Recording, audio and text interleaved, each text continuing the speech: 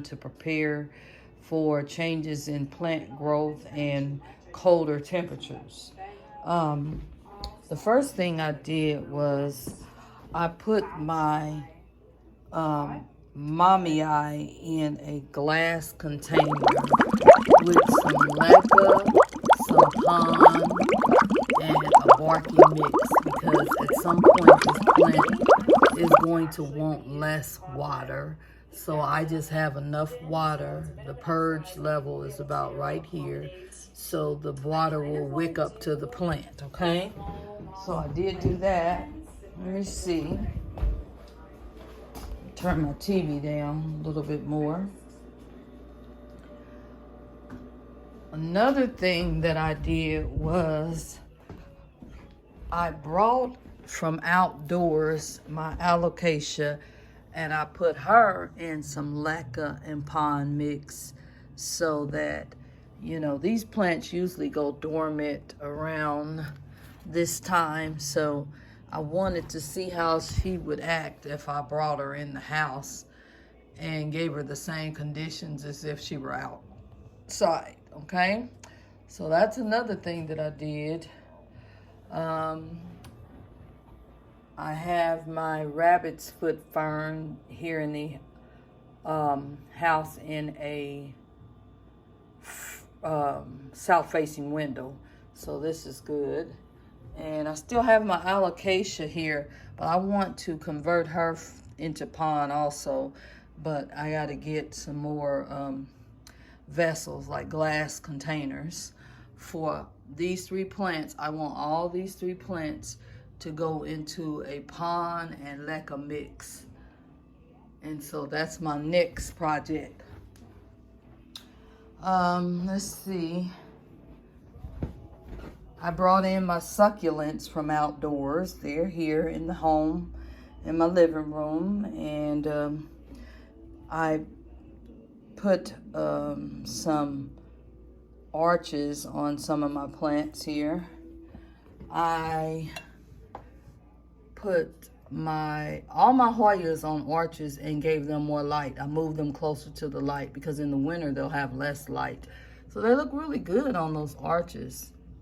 It's clear arches that I bought online by a store named Arka, A-R-K-A. And this is another plant, that I want to put in a glass vessel with pond and leca, but I need to get a vessel. So that's something I get from the thrift store. I bought this one from the thrift store. It's really nice.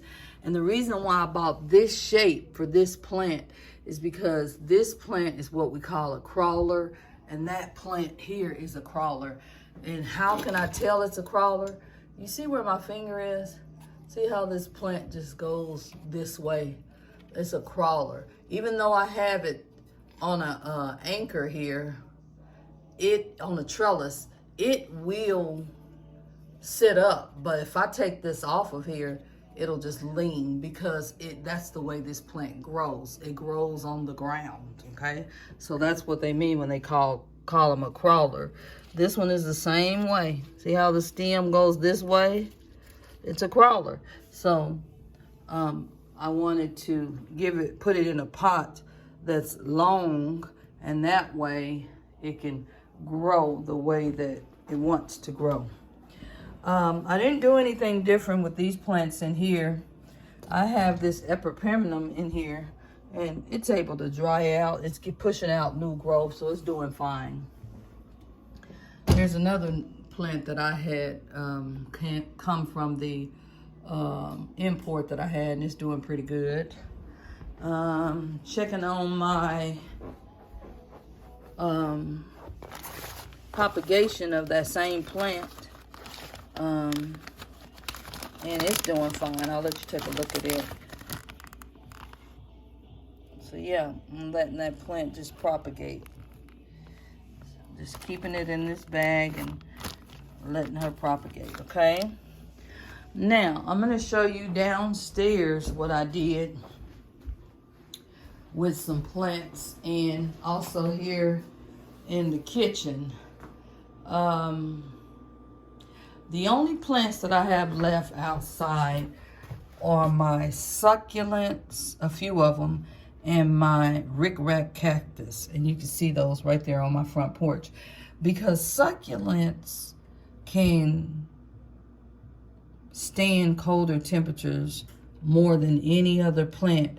And the reason why is because they store their water in their leaves, okay?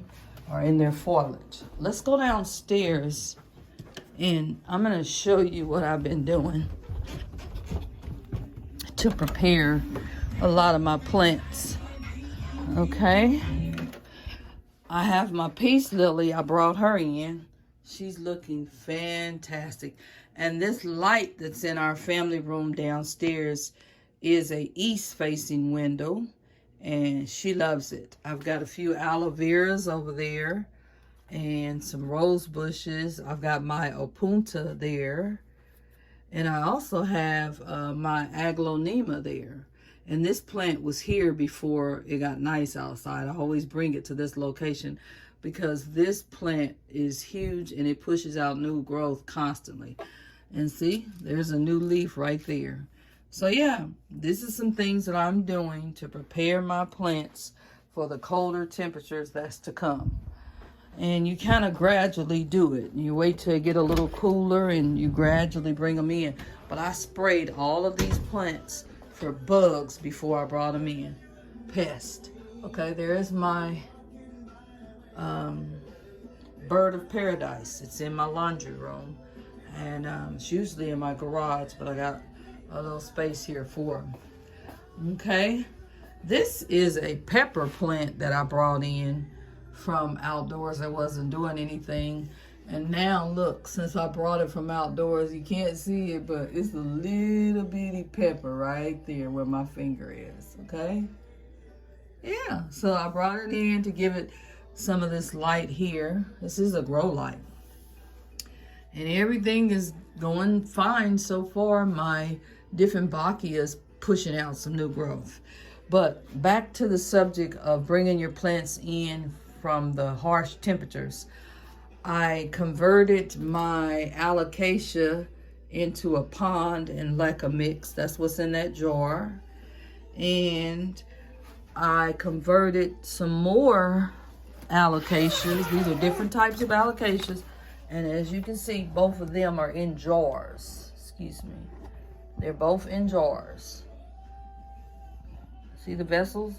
Pond, soil, and leca is what they're in, okay? And there's another plant that I converted, and that is Peperomioides. I've never had that in pond before, but I want to test it and see how it works because it's a thirsty plant. And of course, I still have my begonia there in a pond and leca mix, and it's doing great. I still have my prayer plant back there in pond, and it's doing fine. So yeah, what you want to do is you want to bring your plants in from out of the cold as soon as you can to get them adjusted to your room temperature already in your house or your humidity. And these plants will not only get humidity, but they'll get it from this dryer in here since it's in my laundry room. And then they'll also get humidity because they're in the house, okay? And so I've never had any plants in my laundry room, so this will be a new experience for me. But so far, everything seems to be working out fine.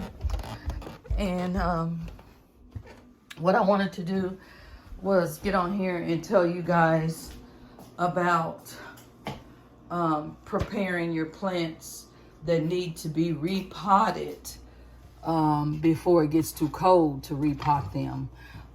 Just make sure you check the roots on the plant. And then once you check the roots, and if you find that those plants, sorry, I gotta take something out the oven. If you find that those plants have some root rot, what you wanna do is go ahead and take that plant out of the pot for 2 days and let it dry out. move away the excess wood rot from the stem, or cut off a stem that has wood rot. And then after 2 days, place that plant in the proper airy soil mix, and then water it, and then set it away for new growth, okay? And give it the proper light. That plant will thrive. Sometimes plants look like they're dying, and they're not, okay? But if the whole entire stem and the plant is mushy and rotten, throw that plant away, because you don't want that to get on your other plants, and it's not probably salvageable, okay? So I just wanted to get in here, like I said, give you guys an update on how everything is going. And I don't have a whole lot of plants in propagation, but I do have some, and I'm going to be putting some more in propagation. I'll let you guys still see. And by the way, yes, you can still put plants in propagation, even though some plants go dormant this time of the year. They will grow in propagation.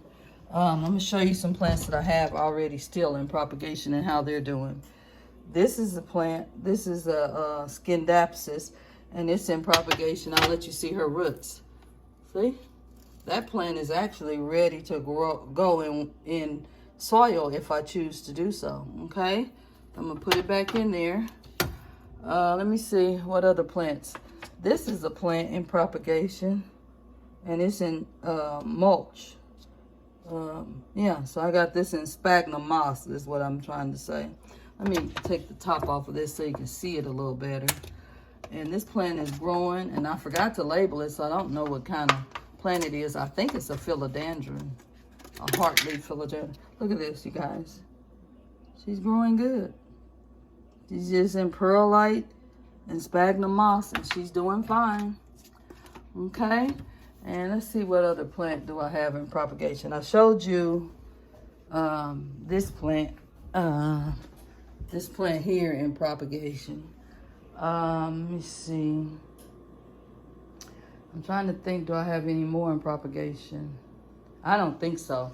I need more plants to go in propagation, and I think the one that I'm gonna cut next is from this Burl Marx philodendron, because that plant grows like crazy, so I'm always cutting from it. I have a heartleaf philodendron here that's not doing too well, but that's in propagation. I got something else in propagation there. Oh, I remember, you guys. Here's a plant that I have in propagation. It is more than one plant. This is a Adansonii. It's in propagation. And this is a heartleaf philodendron in propagation. So yeah, that's it. That's all I have in propagation. But I need to take some cuttings from a plant so that you guys can see how well they do in propagation. And let me show you these plants. This is another cabinet that I have. I'll pan back so you can see it. This is a grow cabinet too, but it has openings on the side here. I got this cabinet from IKEA. Okay, so there's my orchid and my Scindapsus and my whale fan. So like I said, everybody is doing fine, and all my plants are thriving. Take a look. If you have questions, comments, you'd like to see something different. Oh, these are in propagation too on my living room table. See? So this is, look how big the leaves is. That's a pothos. And I got some heartleaf philodendrons and some Scindapsus in there together. Okay? So thanks again for coming by and taking a look at my channel. And I hope you come back. Bye.